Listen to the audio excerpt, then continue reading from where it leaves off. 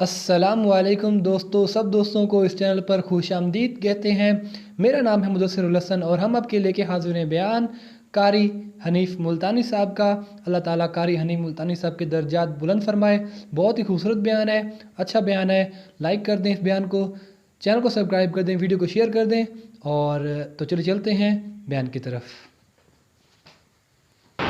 مالک بن دینار سب کہہ دو رحمت اللہ علیہ، مشہور اللہ والے بزرگ گزرے ہیں، یقین کی بات ہے ساری،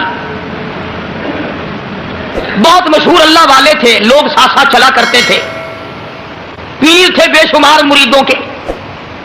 تو ایک جگہ سے جب گزرنے لگے تو بہت بڑا مجمع دیکھا، تو آپ نے کسی مرید سے فرمایا کہ دیکھ کے آؤ یہ حلقہ کیسا ہے، یہ مجمع کیسا لگا ہوا ہے۔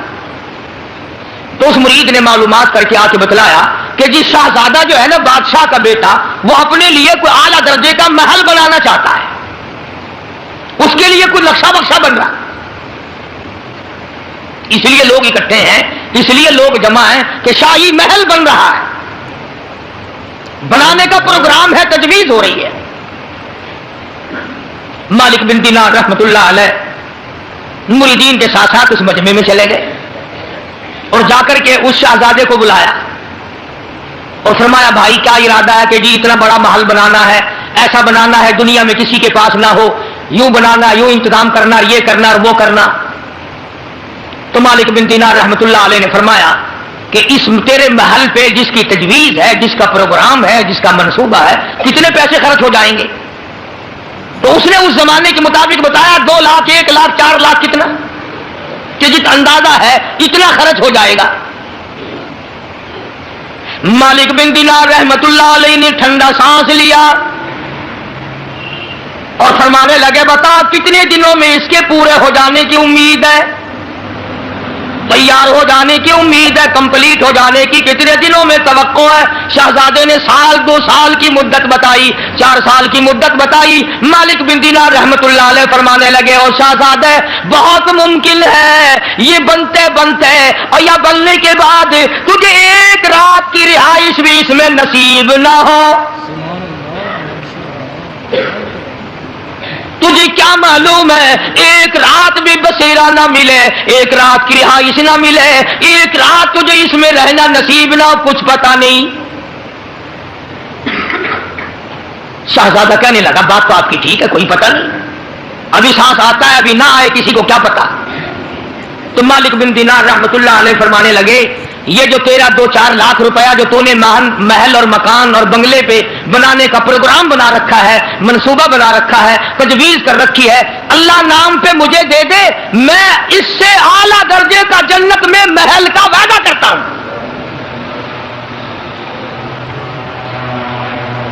میں اس سے کہیں اعلیٰ درجے کے جنت میں محل کا وعدہ کرتا ہوں، اور تو بھی عارضی، یہ محل بھی عارضی، یہ مکان بھی عارضی، یہ بنگلہ بھی عارضی، میں جہاں وعدہ کر رہا ہوں جنت بھی ابدی، محلات بھی ابدی، تو بھی ہمیشہ رہے، مکان بھی ہمیشہ رہے، جتنا تیرا پورا خرچ کرنے کا پروگرام ہے وہ سارا روپیہ مجھے دے دے۔ اس زمانے کا اگر کوئی شہزادہ ہوتا، امیر کبیر ہوتا، لگا میاں جاؤ اپنا راستہ پکڑو، پیسے چھیننے کے بہانے بناتے پھرتے ہو، جاؤ جنت تم ہی لے لینا، ہمیں تو جہنم اچھی، دیکھی نہیں نا، اس لیے کئی لوگ کہہ دیا کرتے جہنم ٹھیک ہے۔ فرمایا قیل ادخلوا ابواب جہنم، قیل ادخلوا ابواب جہنم خالدین فیہا فبئس مثوی المتکبرین۔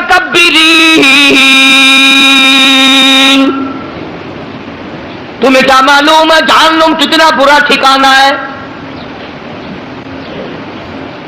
شہزادے کی سمجھ میں بات آ گئی، اور بات کو پختہ کرنے کے لیے مالک بن دینار رحمت اللہ علیہ سے کہنے لگا شہزادہ کہ حضرت ہمارے یہاں جب کوئی ادھار لین دین ہوتا ہے تو لکھتے ہیں، آپ مجھے لکھ کر دیں، دستخط کر کے دیں کہ جنت میں اعلیٰ درجے کے محل کا وعدہ ہو چکا ہے۔ مالک بن دینار رحمت اللہ علیہ نے فرمایا کوئی بات نہیں، کاغذ قلم لے آؤ، میں اللہ کی طرف سے لکھ دیتا ہوں، میں وعدہ کرتا ہوں اپنے پروردگار کی طرف سے चुनाचे जान बैन से तहरीर तैयार हुई, दोनों फरीकों की तरफ से मुआहदा नामा अहद नामा लिखा गया और मालिक बिन दिनार ने दस्तखत कर दिए और वो 2-4-10 लाख जितना रुपया उसने खर्च करना था वो सारे का सारा मालिक बिन दिनार के हवाले कर दिया। अल्लाह वालों कभी शहजादे बुजुर्गों की जुबान पे यकीन किया करते थे, आज मेरा तेरा खुदा के कुरान पे यकीन नहीं, मदनी करीम सल्लल्लाहु अलैहि वसल्लम के फरमान पे यकीन नहीं। जलजले झटके देख कर यकीन नहीं, तरह तरह के आदाब आंखों से देखकर फिर भी यकीन नहीं। मालिक बिन दिनार रहमतुल्लाह अलैह ने दस्तखत कर दिए, मैं अल्लाह की तरफ से वादा करता हूं, मालिक के कायनात की तरफ से जन्नत में आला दर्जे के महल का वादा करता हूं। शहजादे ने रकम मेरे हवाले कर दी। और अब यह बात भी नहीं कि मालिक बिन दिनार ने नोट और रुपया इकट्ठा करके जाके कारखाना खरीद लिया हो या जायदाद बना ली हो या खुद इन्होंने महल्लात खड़े किए हो। उसी वक्त आवाज लगाई, मुरीदों को जाओ सारे मुल्क में ऐलान कर दो, बेवाए आ जाए, यतीम आ जाओ, मोहताजों आ जाओ, गरीबों आ जाओ, मालिक बिन दिनार के यहां सखावत हो रही है। यूं लिखा उलमा इकराम ने कि एक टेढ़ी शाम तक मालिक बिन दिनार के पास बाकी ना था, तमाम का तमाम अल्लाह के नाम पे खैरात कर दिया, अल्लाह के नाम पे सदका कर दिया। हिर्स ना थी, तमा ना था, लालच ना था, जिसने आज हमारा बेड़ा गर्क कर रखा है। इखलास नीयत था, अल्लाह की रजा मतलूब थी, अल्लाह की खुशनुदी मतलूब थी हर हाल में। चुनाचे मौत तो बरहक है भाई, सबकी आती है और आएगी, हम सबकी आएगी। अल्लाह ईमान के साथ खात्मा बिल खैर फरमाए। चंद दिन गुजरे, शहजादा यकदम बीमार हुआ और आखिरी वक्त में शहजादे ने यह वसीयत कर दी कि ये जो रुक्का है, ये जो अहदनामा लिखा हुआ है मालिक बिन दिनार का, ये मेरे कफन में रख देना ताकि मैं अपने अल्लाह को दिखाऊं। मालिक बिन दिनार रहमतुल्लाह अलैह तहज्जुद के लिए उठे, वुजू की, मुसल्ले पे खड़े होने लगे तो पैरों में कागज लगा। वल्लज़ीना यबीतूना लिरब्बिहिम सुज्जदन व क़ियामा, फरमाया नेक लोग पिछली रात जब मीठी मीठी नींद का वक्त होता है वो उठकर मुसल्ले पे खड़े होते हैं, मुनाजात करते हैं, रोया करते हैं। इसलिए कहता एक तरफ से दिल में उमंगती है, एक तरफ से दिल में उमंगती है, एक दर्द जिगर में होता है। हम रात को रोया करते हैं जब सारा आलम सोता है, जब सारा जहान सोता है हम परवरदिगार से मुनाजात करते हैं, अल्लाह से मांगते हैं। तो मालिक बिन दिनार फरमाते हैं मेरे पैरों में कागज लगा, रोशनी की गई, देखें क्या कागज है। जब रोशनी करके देखा तो वही कागज था जो मालिक बिन दिनार ने दस्तखत करके शहजादे को दिया था, वही कागज। और तवज्जो करना, पुष्प पे लिखा था, पीठ पे लिखा हुआ था मालिक बिन दिनार मुबारक हो, तू सच्चा, तेरा खुदा सच्चा, तेरा कुरान सच्चा, तेरा नबी सच्चा, तेरा वादा सच्चा, मुबारक हो, मैंने अपना महल पा लिया है।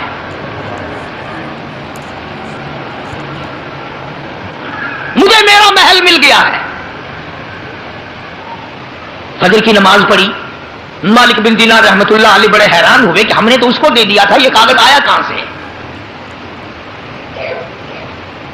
मुरीदीन की जमात को साथ लेकर शहजादे की तरफ चले, कहीं दूर था। वहां जाकर मालूम हुआ कि परसों शहजादे का इंतकाल हो गया है, इस दुनिया से चल बसा है।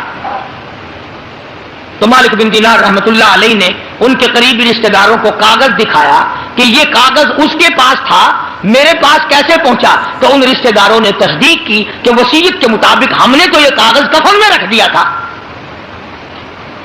हमने तो ये कागज कफन में रख दिया था। तो मालिक बिन दिनार रहमतुल्लाह अलैह ने सजदे में सर रख दिया, इलाही तेरी इनायत का शुक्र है, तेरी कुदरत कामला का शुक्र है कि अल्लाह पाक तूने वादे को सच्चा। मालिक बिन दिनार रहमतुल्लाह अलैह एक अजीब नौजवान का वाकया तहरीर फरमाते हैं। गर्मी थी, दोपहर थी, सूरज अपनी शबाब पे था, बड़ी सख्त गर्मी थी। मैंने एक नौजवान को देखा, वो पैरों से माजूर है, दोनों पैर नहीं है, हाथों के बल जमीन पे घिसट घिसट के चल रहा है और गले में कुर्ता भी नहीं, सामान कोई नहीं, सवारी कोई नहीं, खाने पीने का इंतजाम कोई नहीं।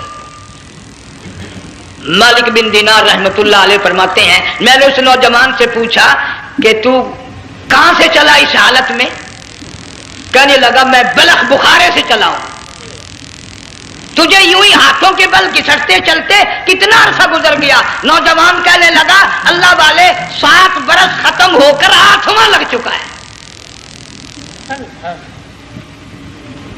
इस हालत में कि जी हां इसी हालत में तेरा खाना पीना। जवान कहने लगा वल्लज़ी हुवा युतइमुनी व यस्कीन व इज़ा मरिज़तु फहुवा यशफीन। अल्लाह ही खिलाता है, वही पिलाता है, बीमार हो जाता हूं वही तंदुरुस्ती अता करता है। और नौजवान दोपहर बड़ी सख्त है, गर्मी बड़ी सख्त है, मेरे यहाँ दोपहर को आराम कर ले, कयाम कर ले, कुछ देर ठहर जा, आज मेरे यहाँ कयाम कर ले। नौजवान रोने लगा और कहने लगा मालिक बिन दिनार, ये 2-4 मिनट जो तेरी साथ बातों में मेरे खर्च हो गए, मुझे इनका ही बड़ा दुख है। मैं और अपनी इस माजूरी में हाथों के बल 2-4 गज घिसट कर और अपने रब के करीब हो जाता। ये जो तेरी साथ बात करने में थोड़ा सा वक्त खर्च हो गया, मुझे इसका ही बड़ा दुख है। अरे तू तो थक गया होगा। जवान कहता है तेरे दीवाने मगर चलने से रुक सकते नहीं, तेरे दीवाने मगर चलने से रुक सकते नहीं, पांव थक जाते हैं दिल उनके कभी थकते नहीं।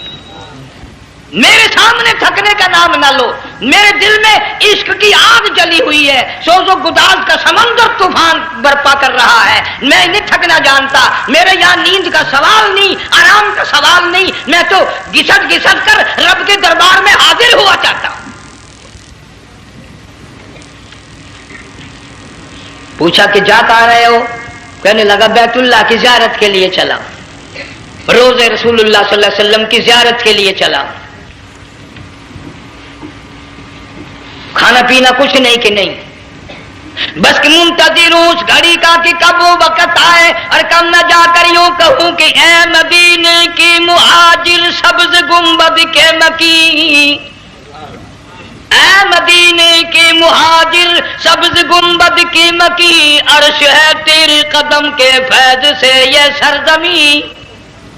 कब वो वक्त आए, कब मैं मदीने की गलियों को देखूं, कब आबो हवा को देखूं, कब मदीने की बहारों को देखूं, कब गुंबद खिदरा पे मेरी निगाह पड़े, मेरे दिल की तसल्ली हो जाए।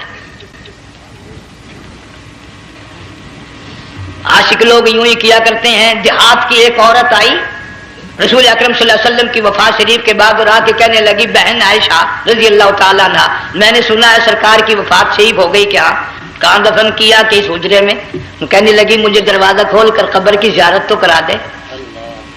औरत साथ देहात की रहने वाली चौखट पे खड़ी होकर कहने लगी आका, जब भी आती थी जुबान टेढ़ी होती थी, कुरान खुदा का सुनती थी, मसाइल पूछती थी, ज़ियारत करती थी, अब ये जिंदगी अच्छी नहीं लगती, मैं तेरे कदमों में मरना चाहती हूँ। उलमा ने लिखा है एक चीख मारी, चौखट पे गिरकर जान दे दी।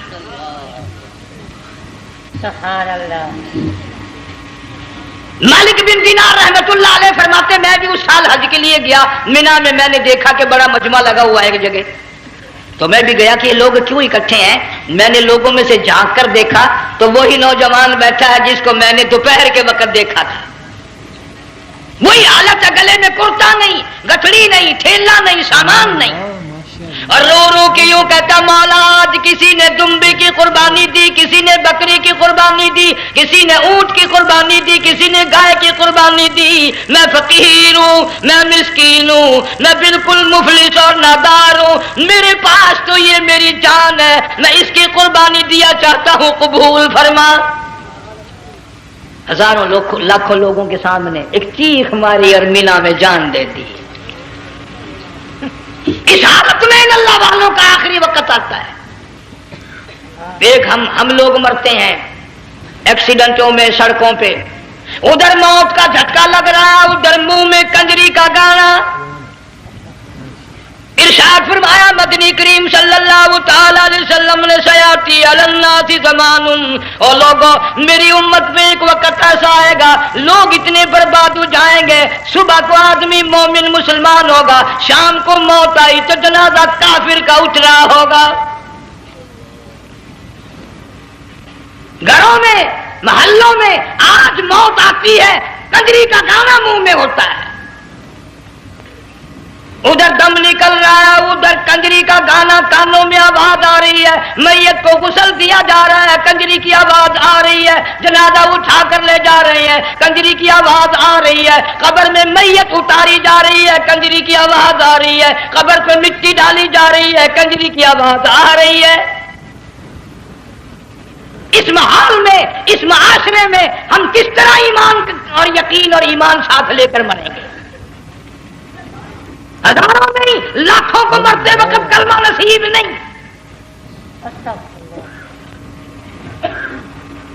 قسم دے کر پوچھو، ماں مر رہی ہے کلمہ منہ سے نہ نکلا، باپ مر گیا منہ سے کلمہ نہیں نکلا، بیگم صاحبہ چل بسی منہ سے کلمہ نہیں نکلا. ہزاروں چلے گئے اور اپنے جانے کا پھر بھی یقین نہ آیا. تم نے کبھی سوچا تک نہیں، خیال تک نہیں کیا. ارشاد فرمایا مدنی کریم صلی اللہ تعالی علیہ وسلم نے لوگوں ابو ہریرہ رضی اللہ تعالیٰ عنہ سے پوچھا تو کیوں رویا؟ عرض کرنے لگا میرے آقا اتنی کمزوری کبھی نہ دیکھی، اتنی ضعیفی کبھی نہ دیکھی، اتنی ناتوانی کبھی نہیں دیکھی، چہرہ انور بالکل کمزور ہو گیا. آپ نے ٹھنڈا سانس لے کر فرمایا ابو ہریرہ تجھے معلوم نہیں موت بالکل قریب آ گئی، بالکل قریب آ گئی موت.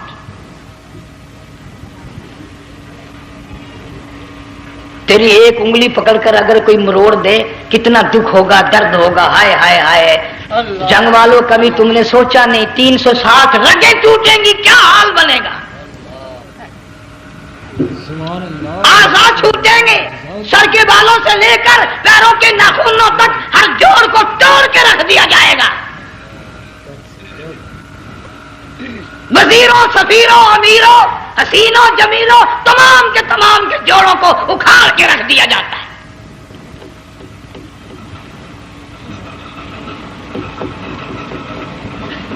پروگرام تک نہیں مرد عورتوں کا کہ یہ دنیا کسی کی نہ بنی، قبر میں آخر جانا ہی جانا ہے.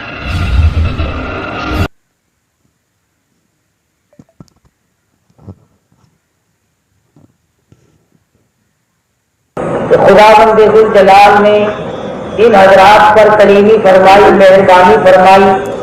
اللہ پاک نے ان لوگوں کی محنتوں کا صلہ ان کو دنیا اور آخرت میں عطا فرمایا، اور جو ان کے مخالف تھے، جنہوں نے ایمانداروں، مسلمانوں، نبی کے غلاموں کو تنگی دی، دکھ دیے، وہ آخر وقت آنے پر انہی لوگوں کے ہاتھوں ذلیل ہوئے. قرآن کریم صرف چند وقت کے لیے یا مہینے یا صدی یا سال کے لیے نازل نہیں ہوا، بلکہ یہ اللہ کا کلام پاک قیامت تک کی کائنات انسانی اور بالخصوص مسلمانوں کے لیے اللہ پاک نے نازل فرمایا.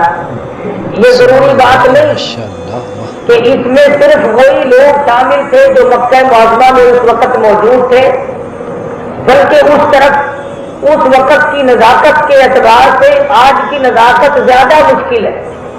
مکہ مکرمہ میں ایک طرف امام الانبیاء محبوب کبریاء حضرت محمد مصطفیٰ صلی اللہ علیہ وسلم کی ذات باصفا ہے، اور دوسری طرف آپ کے دشمنوں کا بہت بڑا ایک اجتماع ہے جس کا سرغنہ ابو جہل ہے، عتبہ اور شیبہ ہے، امیہ ابن خلف ہے. ان لوگوں نے مسلمانوں کو تکلیف پہنچانے میں اپنی طرف سے کوئی کسر باقی نہ رکھی. جس نے مسلمان ہونے کا اعلان کیا اور جس نے کلمہ پڑھا اس کو اس قدر مارا کہ اپنی طبیعت سیر کر لی.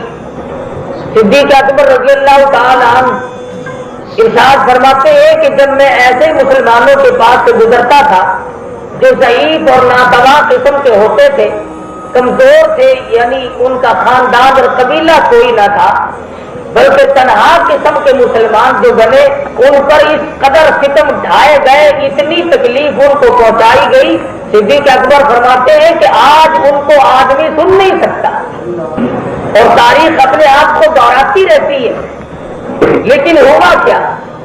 صحابہ کرام جو مار کھا رہے تھے، اللہ پاک نے ان کو کامیابی عطا فرمائی، اور پھر وہ وقت آیا کہ وہ تمام کے تمام ظالم حضور صلی اللہ علیہ وسلم کے صحابہ کے ہاتھوں قتل ہوئے، اور انہوں نے پوری دنیا کے سامنے مار کھائی، حتیٰ کہ سب سے بڑا دشمن جو نبی پاک صلی اللہ علیہ وسلم کا تھا، وہ چند بچوں کے ہاتھوں مرا۔ صحابہ کرام نے بھی یہ کبھی نہ سوچا کہ ہم ساری عمر مار کھانے کے لیے رہ گئے، مسلسل مصیبتیں اٹھاتے رہے، اور اس کے بعد بھی مسلمانوں نے دین و اسلام کے لیے، نظام مصطفیٰ صلی اللہ علیہ وسلم کے لیے، کیوں؟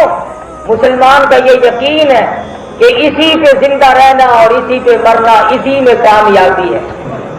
ہم سب کی یہ تمنا ہے کہ مرتے وقت بھی آدمی کے منہ سے یہی نکلے، لا الہ الا اللہ محمد رسول اللہ صلی اللہ علیہ وسلم۔ زندگی تو زندگی، مرتے وقت سب کی یہ آرزو ہے، اور تمام لوگوں کی یہ حسرتیں ہیں کہ مرتے وقت قرآن کی تلاوت نصیب ہو، مرتے وقت کلمہ طیبہ نصیب ہو، اللہ کا نام میری زبان پہ ہو کہ میرا آخری وقت آئے۔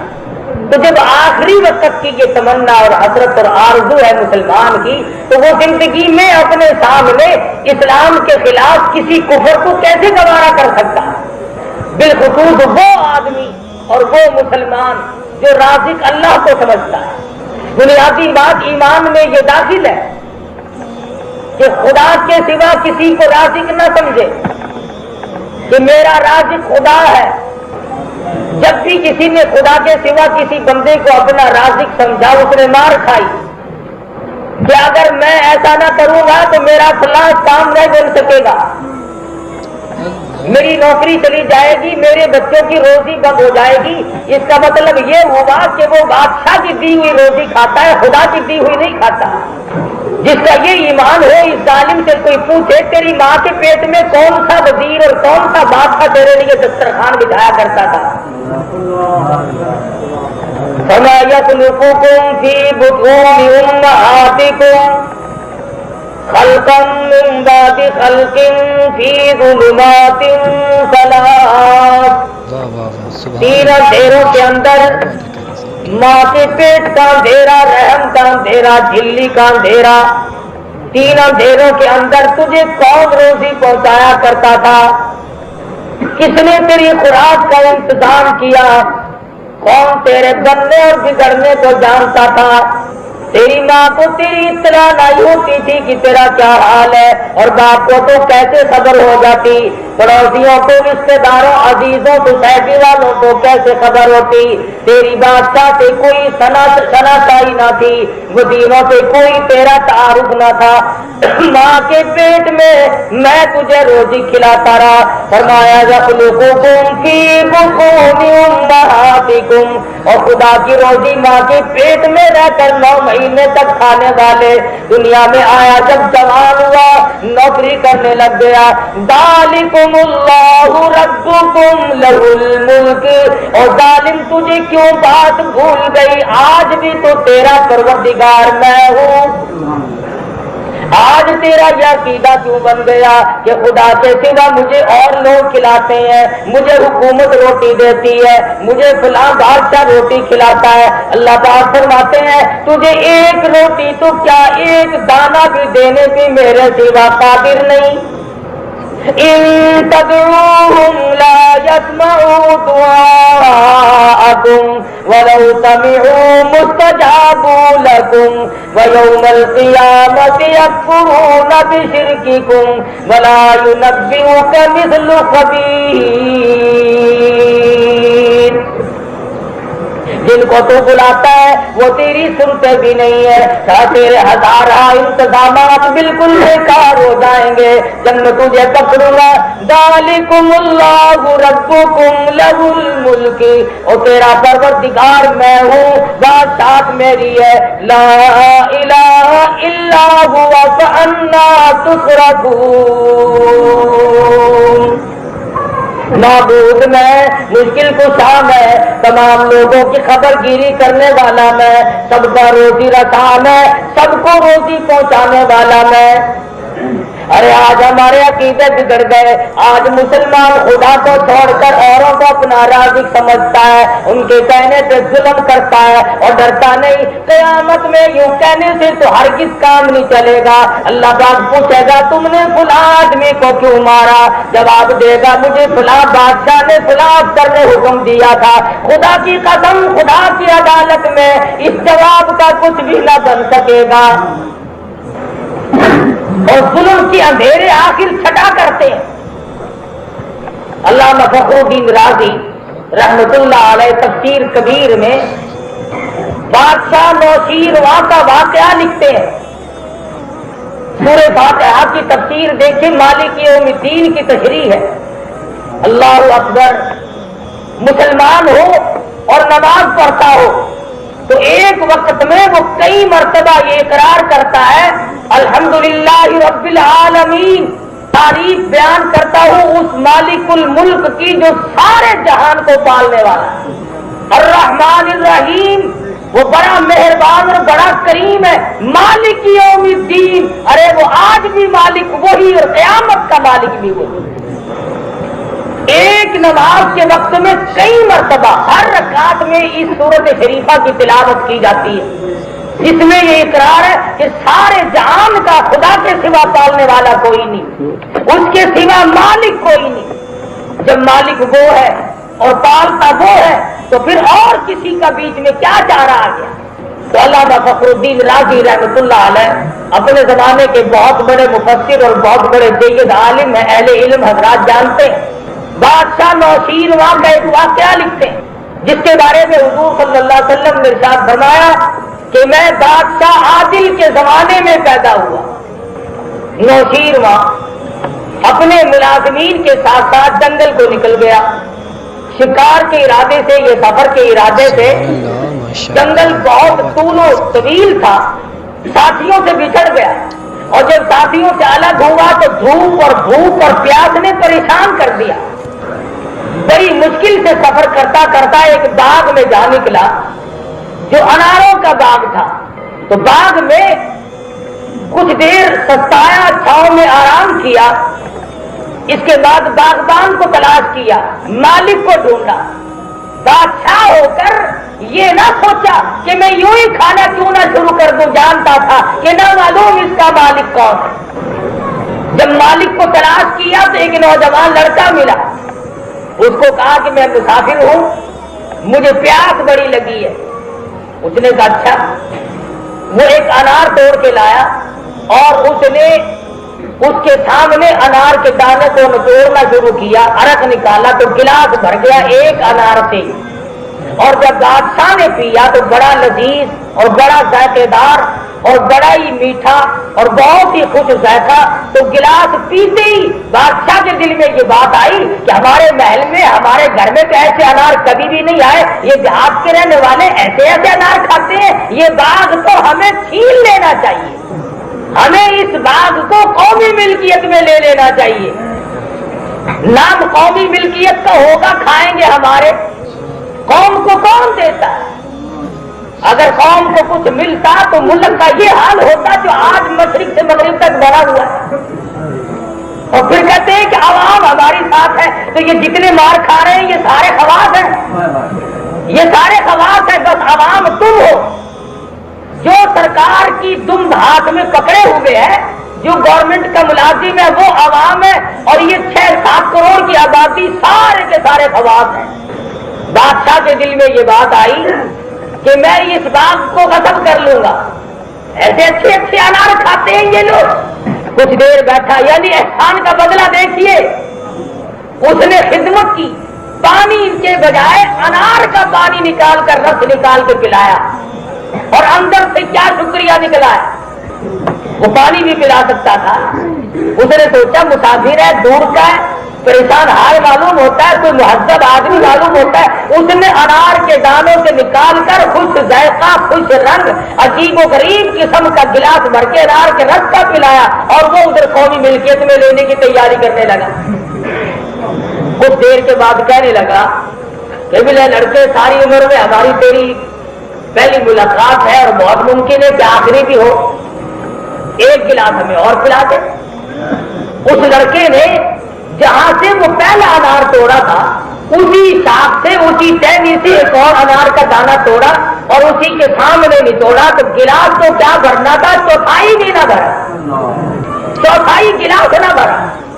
और जब पी के देखा तो लज्जत भी खत्म, जायका भी खत्म, मिठास भी खत्म, तमाम चीजें बर्बाद हो गई। बादशाह कहने लगा, रे नौजवान, ठगी शुरू कर दी। पहला अनार और पेड़ का था, ये अनार और पेड़ से तोड़ के लाए हो, वो कोई तुमने स्पेशल अपने लिए रखा हुआ था जिसका रस तुमने मुझे पहले पिलाया, ये और जायका है, वो और जायका था। वो कहने लगा, कसम ले लो, पेड़ तो क्या, मैंने तो शाख भी नहीं बदली, इसी बाग का अनार है और इसी टहनी का अनार है। ये जायका क्यों खत्म हो गया, फिर ये खुशबू क्यों बर्बाद हो गई, फिर ये लज्जत क्यों बर्बाद हो गई, फिर ये रस इतना थोड़ा क्यों निकला। उस वक्त भी एक अनार के दाने में से गिलास भर गया था, अब ये चौथाई गिलास भी पूर्ण नहीं हुआ, ये सारी चीजें कैसे खत्म हो गई। नौजवान लड़का मुस्कुरा करके कहने लगा, और तो मुझे पता नहीं, आलिमुल गैब खुदा की जात है, इतना मुझे मालूम होता है कि इस मुल्क के बादशाह ने जुल्म का इरादा कर लिया है। अरे नौजवान, फिर क्या हुआ, उसने अगर जुल्म का इरादा किया तो बाग में क्यों आकर के खराबी मच गई। नौजवान कहने लगा, जुल्म का अंधेरा, जुल्म का धुआं इतना शदीद होता है, अभी उसने इरादा किया, उसके दिल का इरादा निकला, बाहर हवा में आया और बाग में पहुंचा, तने तने में पहुंचा, पत्ते पत्ते में पहुंचा, दाने दाने में पहुंचा। अरे जुल्म के असरात दाने दाने तक पहुंच गए, लज्जत भी खत्म हो गई, बरकत भी खत्म हो गई, जायका भी बर्बाद हो गया, मिठास भी खत्म हो गया। जुल्म का इरादा करते ही सारे जहान में फसाद आ गया। बादशाह ने अपने दिल में बड़ी शर्मिंदगी महसूस की। इंसान था, सोचा, फौरन अल्लाह की हुजूर में रोया, इलाहुल आलमीन, आइंदा ऐसा इरादा भी कभी ना करूंगा। अभी तो मैंने इरादा किया, जुल्म कर गुजरूंगा तो क्या बनेगी, अवाम के साथ क्या होगा, खवास का क्या बनेगा, मुल्क का क्या बनेगा, आदमियों की क्या हालात तारी होंगे।